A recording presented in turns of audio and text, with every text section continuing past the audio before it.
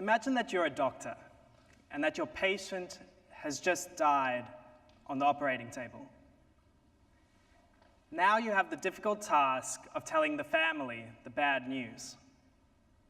You're an expert in medicine, but you have no knowledge of human psychology and a very limited understanding of human emotion.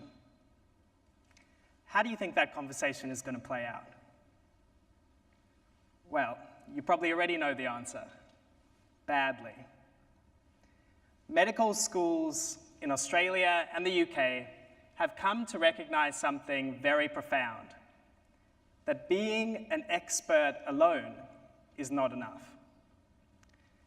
The med school entrance exam now includes sections on poetry analysis, essay writing, and science. They want to train good doctors, but they also want to train doctors who can talk to their patients.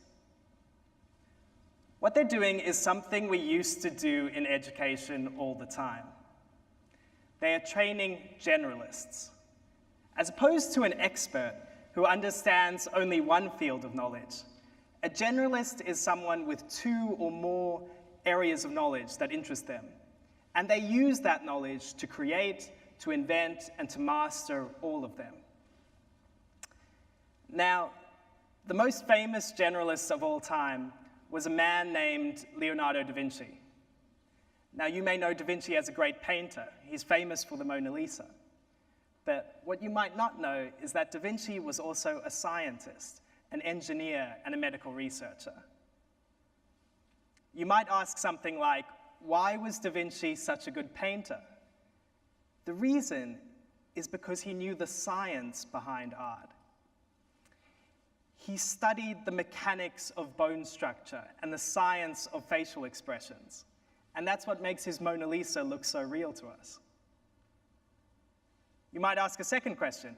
Why then was he good at medical research of all things? The reason is because he knew the art behind science. Da Vinci's sketches of the human heart were so accurate that they're still compared favorably to modern imaging technology. It's 500 years later, we have the latest technology, and his sketches still hold up. See, this gets to something at the core of being a generalist. Generalists are great at taking skills from one field and applying them to another. Da Vinci took his skills from art that you know him for, and he applied those skills to biology, to geology, and to medicine. And as a result, he became one of the most prolific inventors of all time. He was one of the first people to sketch a parachute and a helicopter. So we like to think of people like that as geniuses. But my contention is that he only seems to be a genius to us because he's gone outside of one field of knowledge. So that makes him look smarter than he actually is. So why aren't we all geniuses today? Well, a lot of the blame can be placed on the university system. Since the 1970s, we've moved away from the idea of a generalist education and towards the training of experts for narrow jobs. Our education system is in what you might call a crisis of expertise. We are trained so narrowly today that we've become incapable of reaching our full potential. And you don't have to just trust my words on this. Even professors from the Ivy League admit as much. Ivy League educator Bill Deresiewicz puts it quite simply when he says, when kids go to college, they hear a speech or two that urges them to ask the big questions, and when they graduate, they hear another speech that urges them to ask the big questions. And in between, they spend 4 years taking courses that train them to answer the little questions, specialized courses taught by specialized professors aimed at specialized students. Our university degrees have become a system of specialist training, and degrees today are required for even the simplest of jobs, for photocopying documents, or writing appointments in a diary, or writing a newspaper column. There are degree requirements everywhere we look. The common argument is that you wouldn't want a doctor without training. They'll kill someone. Well, what about a PA? What about a bank teller? Do we need experts in every single job?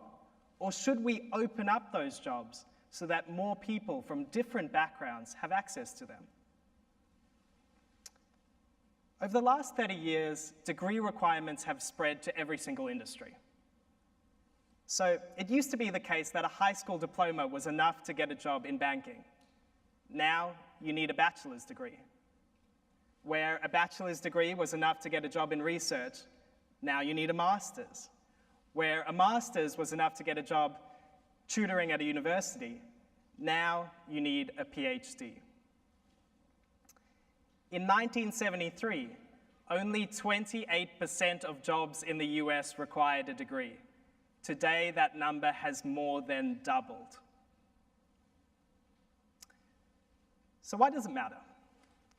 Why does it matter that there are experts everywhere, all around us? What's the big deal about that? Well, a lot of the reason comes back to the definition of an expert. So let's go back to that for a minute. An expert is great at understanding their own field of knowledge. They're great at mastering technical skills. But they have a couple of blind spots.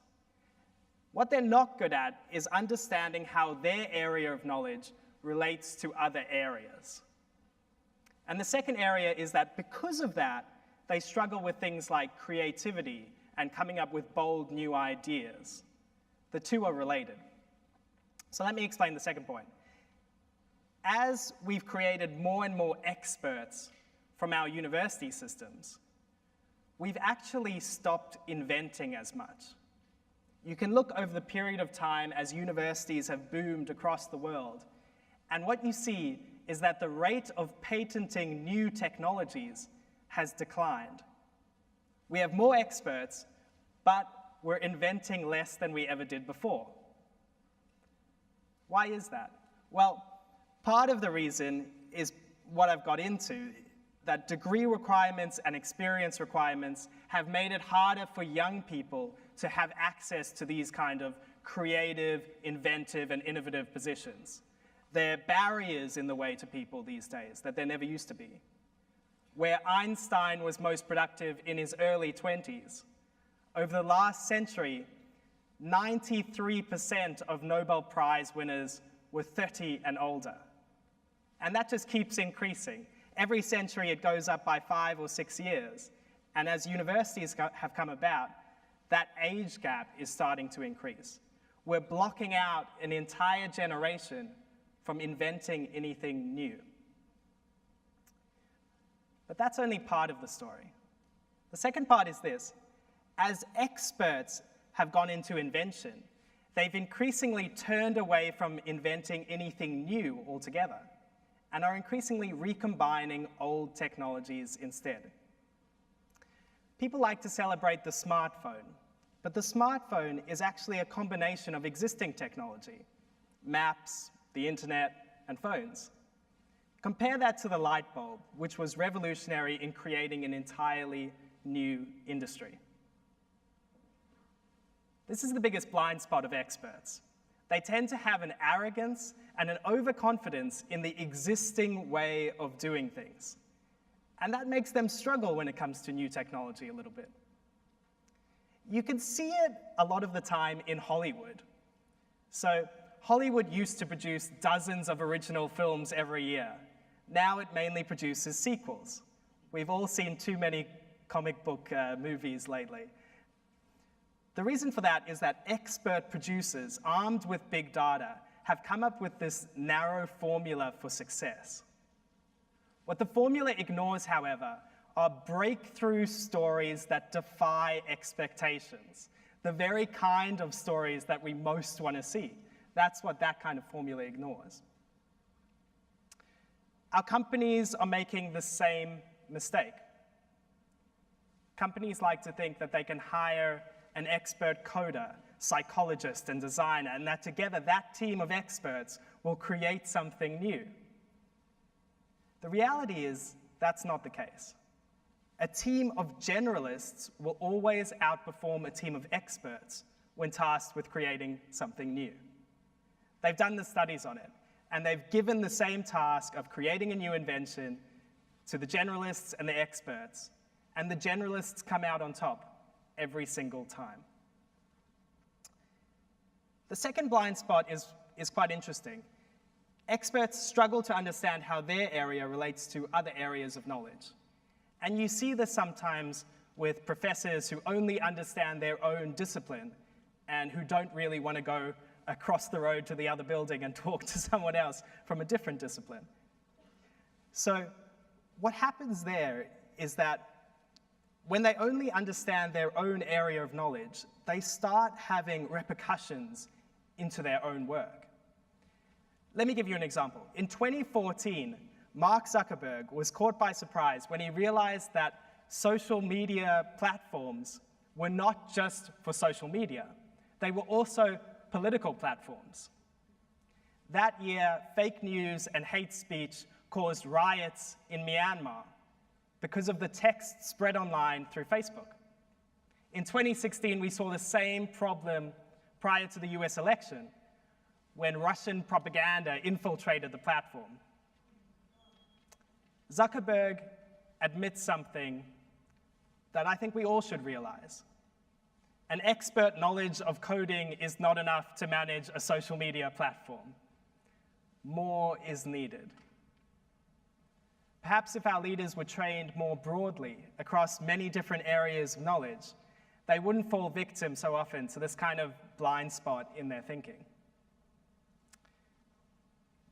So what can we do about this? How do we go back to a time of training generalists rather than experts? I think there are three things we can do. Firstly, as institutions, our schools, universities, and workplaces can start the difficult task of moving away from training experts and towards training generalists. This will involve a radical rethink of the curriculum structure. We need to include more general knowledge, and we need to allow students and employees the chance to dabble in many different areas of knowledge across their training so that they can bring that knowledge with them into the industry that they ultimately choose. We can't keep expecting 18-year-olds to make decisions about their specialty that will affect them for the rest of their life. That's bad for business, it's bad for invention, and it's probably also bad for the 18-year-old. The second point is that our companies should start getting rid of degree requirements for jobs. Now that sounds radical, but the reason I say that is because we've so limited the candidate pool for jobs that we're getting the same kind of person every single time. What companies typically want is a diverse range of candidates with a diverse range of knowledge, because once you have that creativity, you have the technological innovation, and you have that progress within the company. Thirdly, as individuals, we can start reading widely. We don't have to limit ourselves to the specialty we chose in university. We can read across multiple different fields, and we can use that knowledge to become more broad-minded in our thinking over time. Let me conclude by admitting that experts do have a role in our economy. We need some people with a specialized knowledge of their industry, and we need people who are masters of technical skills. But experts alone are not enough. If we want to create a society of new ideas, new technologies, and new inventions, we need to start training generalists, people trained across 2 or more areas who use that knowledge to push forward towards new, daring conclusions, inventions, and technologies. Once we have escaped the boundaries of expertise, there's no telling what we can accomplish.